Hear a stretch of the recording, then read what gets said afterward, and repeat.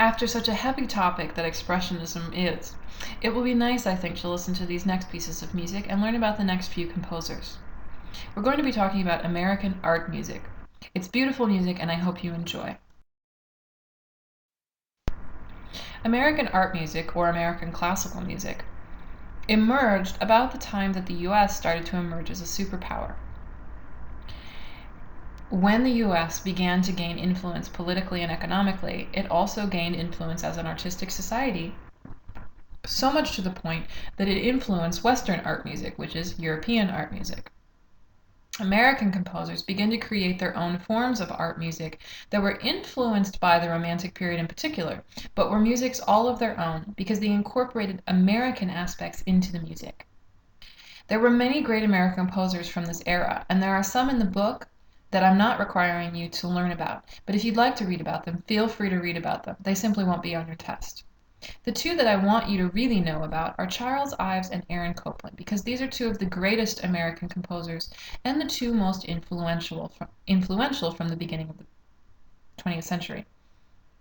These composers did not strive to create ugliness. They instead wanted to create the next generation of romantic music. They wanted to create a new sense of the American landscape in their music.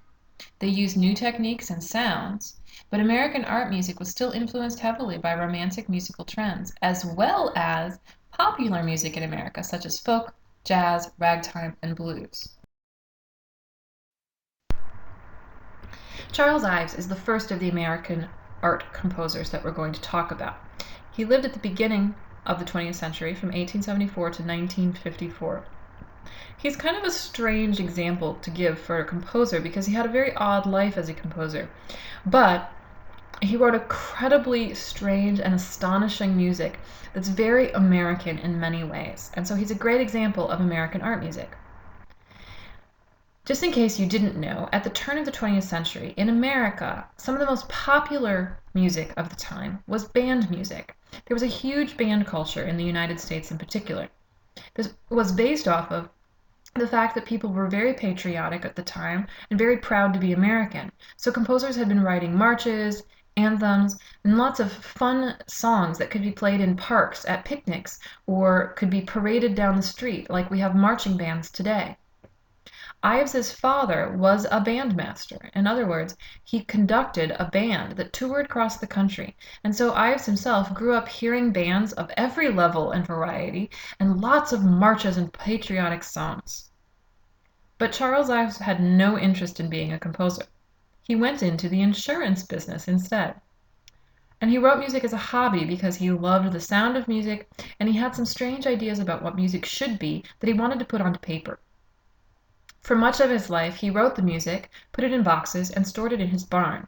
But eventually, when he became rich because of his work in the insurance business, he decided he was going to publish his own music. So he got out those boxes of music, he published them, and little by little people started to hear his music and perform his music and respect his music. Eventually, his strange but compelling music won him a Pulitzer Prize for his Third Symphony in 1947. As I said, he loved the sound of the band, but he also loved the sound of American folk music, and he lived in the city and the countryside at different parts of his life and really loved the noise of the city. He decided he wanted to incorporate all of these aspects into his music. For this reason, his music is very difficult to perform. It's so complicated that performers have a hard time sticking to it and making sure it really happens the way it's supposed to be performed. But when it is performed well, it's really interesting to listen to, and it keeps you guessing as to what's coming next. Take a listen now to the first listening example of American art music by Ives from his piece, Three Places in Connecticut. You're required to listen to the second movement of this piece, Putnam's Camp, Reading, Connecticut. He wrote this movement in 1912. And it's about a recollection he has, a memory from his childhood of a 4th of July picnic up at Putnam's Camp in Reading, Connecticut. This is an area where, during the Revolutionary War, the army was camped.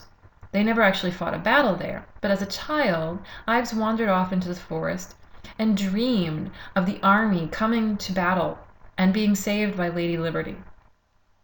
It's an interesting storyline, very programmatic and very influenced by romantic ideals, and yet it's very much an Ivesian piece of music because he quotes a lot of folk music and a lot of nationalistic songs in it, such as Yankee Doodle Dandy. If you don't know this song, go ahead and look it up real quick on YouTube so that you can know what it sounds like. So when you listen to this piece of music, you can try and figure out where he's using Yankee Doodle and how he's using it. A full synopsis of the story of the piece and how it's put together is found on page 322 and 323 of your book.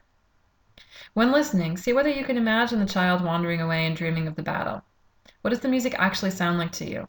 Do you hear the fact that it has elements of the picnic and the band playing in the background, and elements of the battle between the two armies coming to a head with the saving of Lady Liberty at the end? Can you hear that at times Ives has many things going on, many different types of music sounding together? This is an example of a use of polytonality and bitonality, as well as polyrhythms. Before I forget, I've also included one other example of Charles Ives' music called The Cage. I think this is just a funny and interesting short piece of music. Please enjoy it and think again about how Ives sounds American versus sounding like a romantic European composer. Does he? Is he an American composer that stands by himself with his own style? Or can you hear elements of romanticism in his music? I leave the question open and hope that you'll spend some time thinking about it. After you have, go on to listen to the music of Aaron Copland. Some of you might have heard of Aaron Copland because to this day he's a very famous American art composer. He only died 20-some years ago in 1990. He lived for almost the full century and wrote in so many styles it's hard to categorize him in any way other than to say that he's an American popularist composer. When I say popularist, I do not mean he was a popular composer, as in he wrote jazz and blues and ragtime, but as in the fact that he was influenced by those popular styles and wrote in a style that was accessible to a popular group of people. He wrote for an audience that wanted to listen to beautiful music and wanted to listen to American music, music that truly evoked the American landscape and nature. He was influenced not only by jazz, blues, patriotic music, and ragtime in the United States, but by European music as well. He loved the 12-tone system of Schoenberg and spent a period of his life writing music in that style, and really thought expressionist music had a lot of power and it had a lot of meaning. His most famous works, though, are his truly American art pieces. These pieces use beautiful melodies to evoke the countryside of the United States and simplistic harmonies that evoke the countryside as well. You can hear the influence of the popular styles as well as the Romantic era. But these influences were not all that Copland was. He developed his own sound that truly made him sound individual, American, and only like himself. The style that Copland was the epitome of, you can really hear in the listing example, Appalachian Spring. He wrote this piece in the middle of the century. He had visited the Appalachian Mountains and was truly inspired by what they looked like, smelled like, and sounded like. For those of you who have never been to the area, it's beautiful. It's green, rolling hills, beautiful flowers, and in the springtime, there's a sense of freshness and beginnings of new life in all of the plants and animals. It's a wonderful place to visit, and I recommend any of you visit the Appalachian Mountains if you ever have a chance. Let this piece of music give you an idea of what the Appalachian Mountains in the spring are like. See whether when you listen to Part 7, the theme and variations on simple gifts of Appalachian Spring, that you can envision what these mountains would have been like in the spring.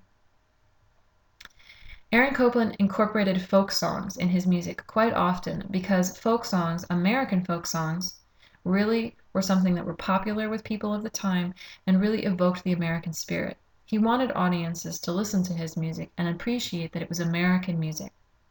At the end of Appalachian Spring, a longer, larger work that originally was a ballet and then written for orchestral suite, he used a shaker tune. The Shakers were a sect of a religious, they were a religious sect, and so their music was very simplistic and beautiful, and they were only ever allowed to really truly use melody. He took the melody of one of their songs called Simple Gifts, and he turned that into a theme and variations that end this beautiful piece, Appalachian Spring. He used it because he wanted to not only evoke the nature of the Appalachian springtime, but he wanted to show the pioneer tradition and spirit of these small religious sects that fled to America for religious freedom. The Shakers settled in the Appalachian Mountains, hence why he chose their music. As I said, Appalachian Spring was originally a ballet choreographed by Martha Graham, one of the most famous modern dance companies in the United States at the time. I've created a link to the entire ballet version in the extra versions folder and given you a link to the entire orchestral suite version as well. Copland himself rewrote the ballet for orchestral suite because he knew it would be performed more often in that way. You are supposed to listen to only part 7, the last section of the work of the orchestral suite version. I've included the other versions so that you can get a better picture of the entirety of the piece if you wish to. Otherwise, simply enjoy this moving and beautiful theme and variations on Simple Gifts that ends the larger piece of music by Copland.